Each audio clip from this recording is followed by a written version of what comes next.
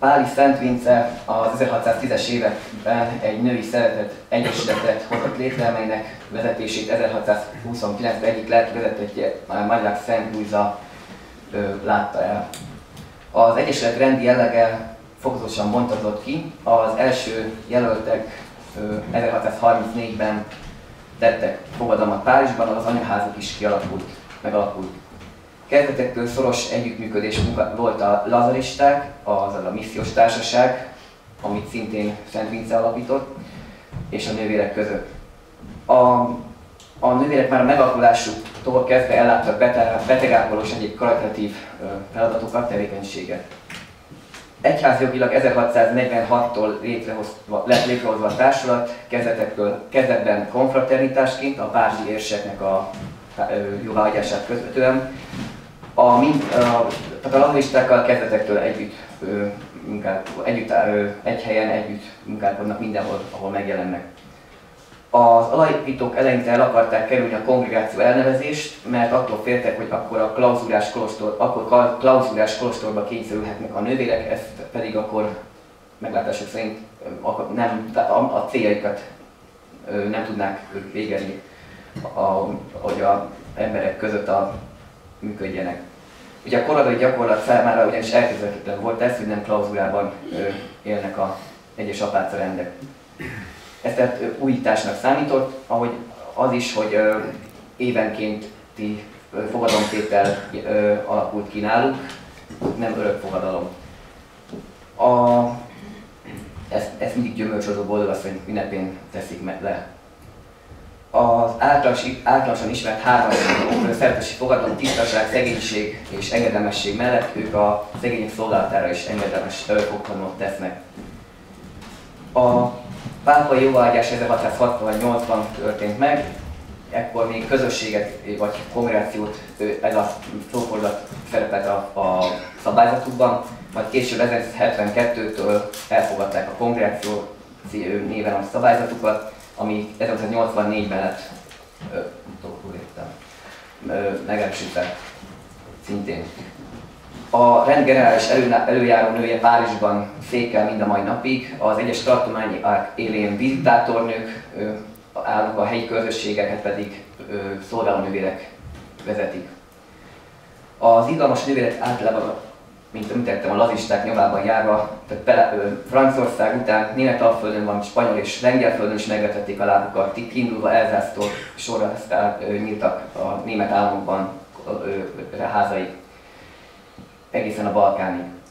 A 19. században két nagyobb ágra oszlottak, egyik részük a a megyés püspökök joghatóság alatt kezdtek szerveződni, ilyenek a szatmári izgalmas nővérek a magyar vonatkozásban, és ők is később innen Szatmár-Németiből indultak ki és elterjedtek az országban, de a nagyobbik águk, ami itt most szó van, akik Kanazsán is megjelentek később, ők a Páli Szent Vincéről nevezett Szereteti Lányai Társulat volt.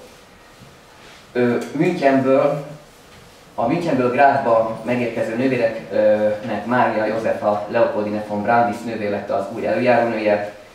Idővel egyre több nővérközösség látta célszerűnek, hogy a párizsi központtal mind szorosabbra fűzzék a kapcsolatukat, illetve a lazaristákkal még inkább. És így Mária Józefa Leopoldine von Brandis is így gondolkozott. 50-ben így lépett így szorosabb kapcsolatba velük, majd 51-ben így a gráci tartomány vizitátornőjeként vette át a irányítást. Látva és személyes is megtapasztalva az izgalmas nővérek szertágazó és áldásos tevékenységét, a gráci vizitátornő munkabírását, Özvegy gróf Batthyány Miklósné született gróf Széchenyi Franciska volt az, aki behívta Magyarországra a nővéreket, és Vas vármegyei birtokán Pinkafőn házat alapított nekik, később itt kórházat, óvodát alapított. Majd ő is 1955-ben belépett a rendbe, és így ő lett az első magyar származású tagja a nővéreknek.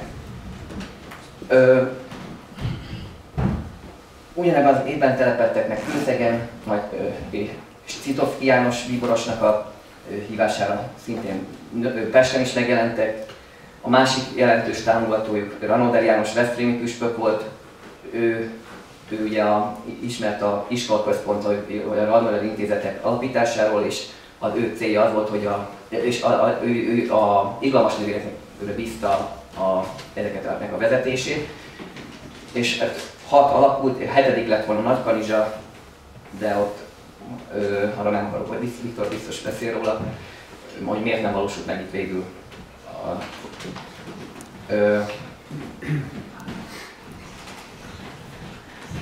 A magyarországi nővérek 1905-ig a Gráci osztrák-magyar tartományban szolgáltak, az előző tartományfőnöknő unokahúga Mária Immaculata von Brandis visitátornő állt ekkoriban az élükön.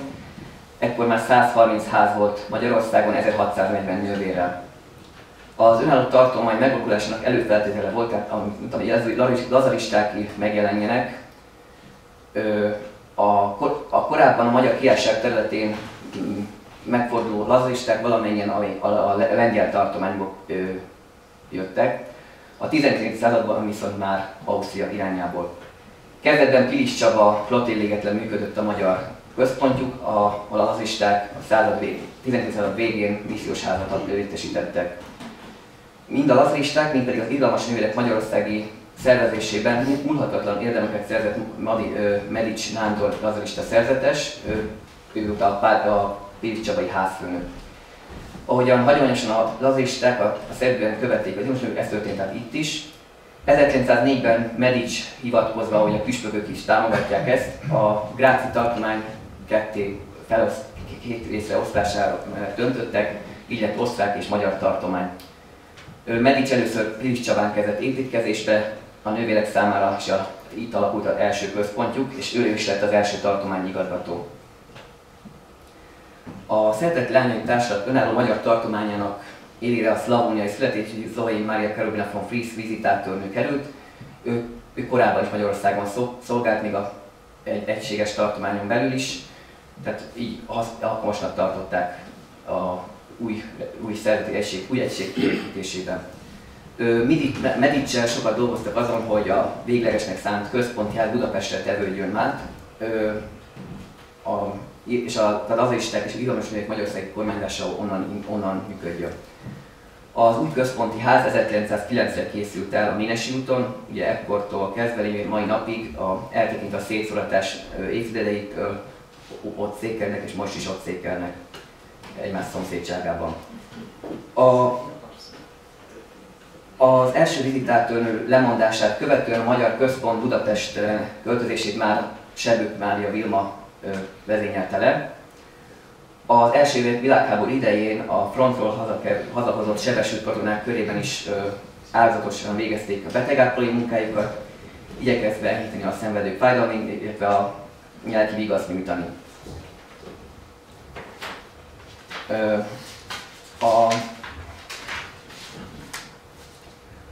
Az első világégés következményei hozták az első nagy megrázkutatást a nővérek számára is. Először a tanácsköztársaság idején történt álmosítások, valamint a nővéreknek az egészségügyi intézményekből történő elbocsátása okozott nehézséget, majd az 1920-as trianoni békediktátum őket is eléggé súlyosan érintette. Két házuk, az osztrák, tehát a Gráci tartományhoz került át. 1922-ben a felvidékén a leszakadt részeken létrejött a szlovák tartomány, a csehszlovákiai, illetve 24-ben Erdélyben a nagyváradi tartomány a romániai részeken maradt nővérek számára.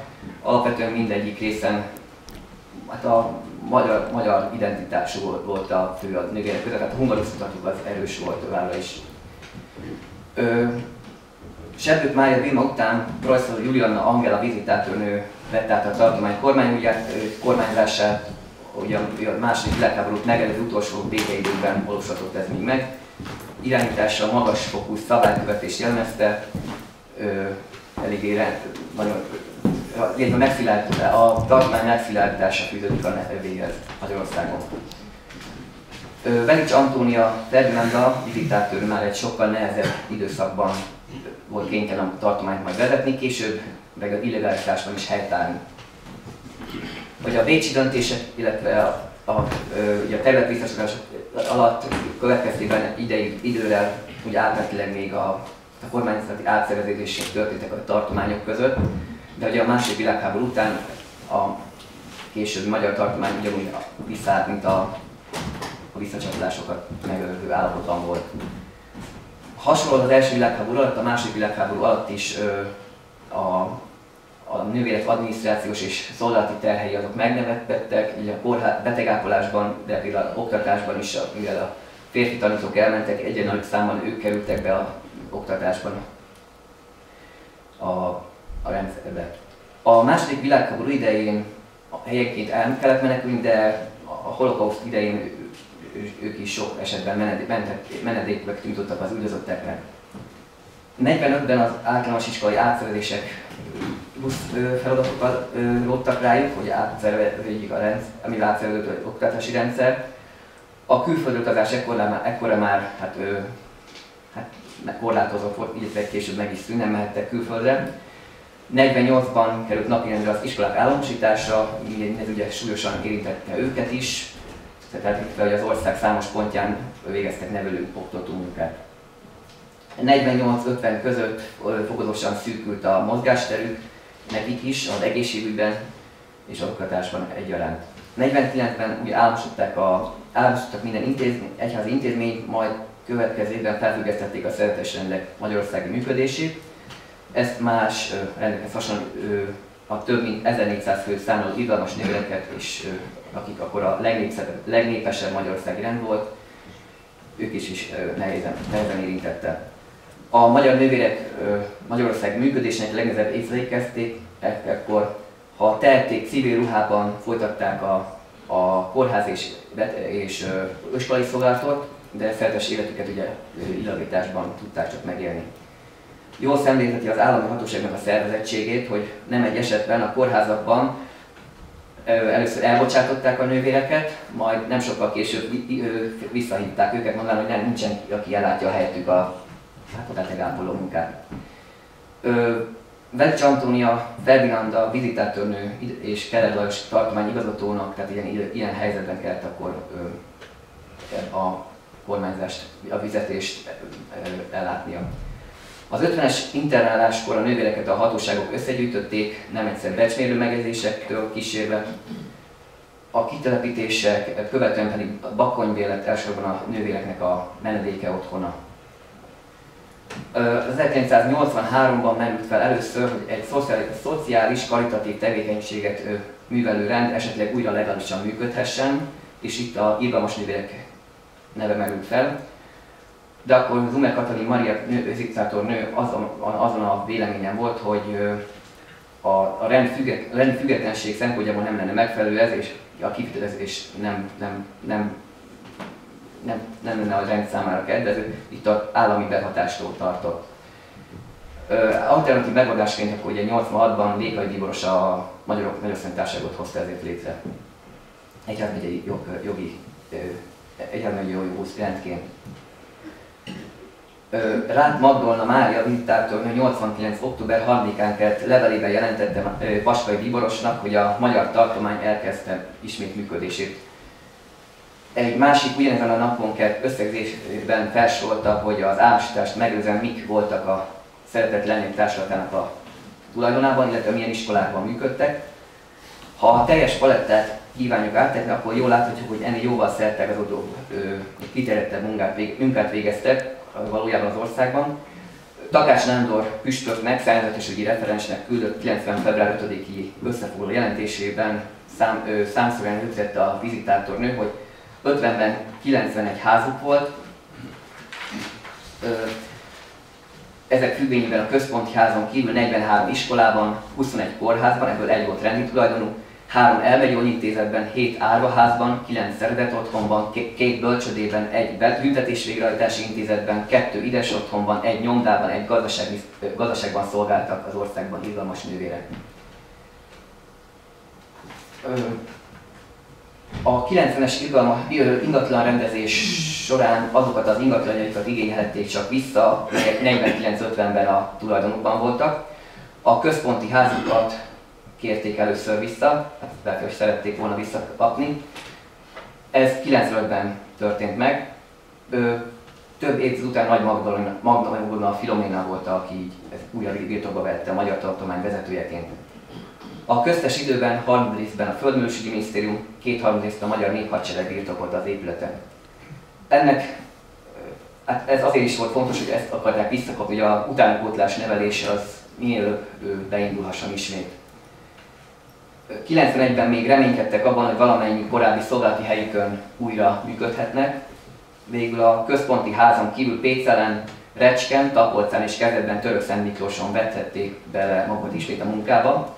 Minden bizonnyal azonban felismerték a kapacitásukban való szomorú, de tényszerűen beállt változásoknak a következményeit. Ugye jelenleg a fővárosi központi háznál található Szeretett Otthon mellett a tapolcai Szent Erzsébet óvodát tartják még fennő.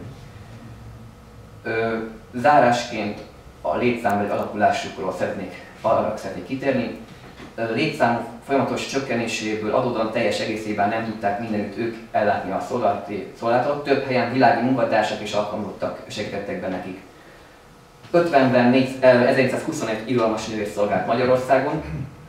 Az 1989-es rendszerváltás idején 355 főre csökkent létszámuk már, de közülük is már csak 65 nővér volt munkaképes, közülük is 2 fő volt 60 év alatti. Egy évvel később már 12 fővel tovább csökkent a létszámuk. Átlag életkoruk 75 év volt. 2000-re a létszám 180 főre csökkent, és csupán 9 fiatallal bővült a létszám. Ahogy a más rendek esetében, úgy az irodalmas nővéreknél is a több mint 4 évtizedes föld alatti működés nem kedvezett a rendi utánpótlás kinevelésében. A létszámcsökkenés az egész rendet érintette azonban, nem csak a magyar tartományt. 2004-ben már a egyesített gráci és salzburgi tartományokból létrehozott osztrák tartomány 2011-ben egyesítették a magyar és nagyváradi tartományokkal. Ekkor két közösségben 73 nővér élt Magyarországon. További 11 Romániában és 241 Ausztriában. Az így Egyesült Provincia ekkortól Grác Közép-Európa tartomány néven folytatja a további szolgálatot, Grác központtal. A önálló magyar tartomány utolsó vizitátornője Rozina Rufina Leitner-Mauer, ahogy a induláskor sem volt magyar származású, utolsó sem volt már magyar származású. Ezt követően rendi képviselőként a hazai irodalmas nővéreket Kis Marian Kornélia nővér vezeti, illetve látja el a magyarországi képviselőtüket. Ausztria és Magyarország mellett a tartományban foglal helyet Románia mellett Törökország egy része is. 2023 tavaszán a Kölni tartományt is egyesítették a Grác Közép-Európai Tartománnyal. A Szeretett Leányok Társulata jelenleg 14 nővért számlál a tagjai között hazánkban, a tartományban összesen 166 nővér szolgál, 10 közösségben a 2024-es éveli adatok szerint. A Szeretett Leányok Társulata a 19. század végére követve a nemzetközi trendet Magyarországon is a legnépszerűbb rendnek számított. A 20. század végén meg is őrizték elsőségüket a világban is. 61-ben 45.540 tagja volt a rendnek világszerte, 1994-ben 28.400, 2021-ben pedig 13.000, ekkor előzte meg őket a segítő Szűz Mária Don Bosco nővérek közössége. A 2024-es adatok szerint, a éveli adatok szerint 96 országban 1464 közösségben teljesítenek szolgálatot, jelenleg 11.937-en. Jelen vannak Európa, Ázsia, Amerika, Ausztrália és óceán legtöbb országban, de az afrikai kontinensen is számos államban. Köszönöm szépen a figyelmet!